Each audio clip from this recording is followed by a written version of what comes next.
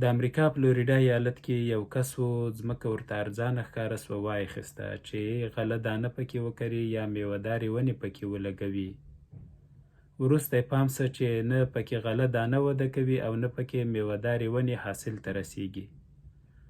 خو خفګان یې هغه وخت زیات شه چې پوه سه دا ځمکه د مارانو سوړه ده او هرې خواته پکې ډول ډول ماران دي.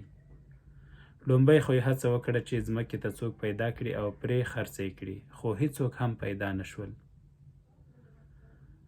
وروسته د مارانو مطالعې ته مخه کړه، پوه شو چې په ځمکه کې ډېر ډول ډول ناویات یا نادر ماران دي او خطرناک زهر هم لري.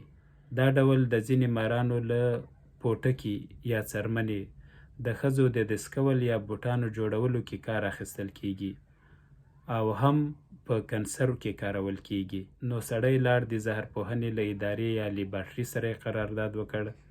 د ښځو د بوټانو یا دسکول جوړولو له کمپنیو سره یې هم تړونونه وکړل. له 2 لارو ورته پیسې را روانې سوې.